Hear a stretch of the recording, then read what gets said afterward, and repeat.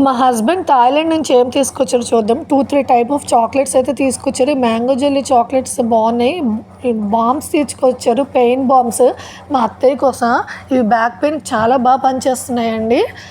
అక్కడి నుంచి తీసుకొచ్చిన చాక్లెట్స్ ఒక ఇంగ్రీడియంట్స్ అన్నీ కూడా నేను నెట్లో టైప్ చేసి చూసుకొని ఇవి ఓకే అంటేనే తిన్నాము. ఎందుకంటే ఒక యూట్యూబ్ ఛానల్లో చూసాను, వాళ్ళు బర్గర్ తిన్నారంట. తిన్నాక దేంతో తయారు చేసింది అని చూసుకుంటే ఏదో జంతువుతో తయారు చేసింది అని వాళ్ళు తెలుసుకున్నారంట. ఎందుకైనా మంచిది, థాయిలాండ్ నుంచి వచ్చింది కదా అని అనేసి నేను అన్నీ టైప్ చేసి చూసుకొని ఓకే అంటేనే తిన్నాము.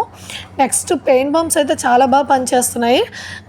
బాబుకి బొమ్మలు తీసుకొచ్చారు, కొన్నంతసేపు కూడా ఉంచట్లేదండి. ఆ బొమ్మలు టపా టపా అని పగలగొట్టేస్తున్నాడు. వాచ్ ఒకటి తీసుకొచ్చారు. ఈ వాచ్ క్వాలిటీ దేంతో తయారు చేశారో కానీ అసలు పెట్టుకున్నట్టే లేదు, చాలా బాగుంది వాచ్ కూడా చూడటానికి కూడా.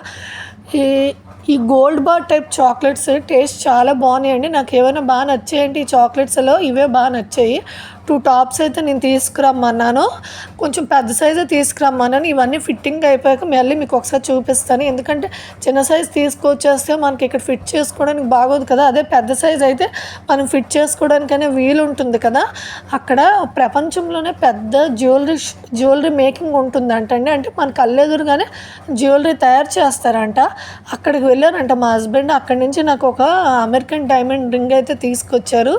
మన కళ్ళెదురుగా తయారు చేసి మనకి ఇస్తారంట.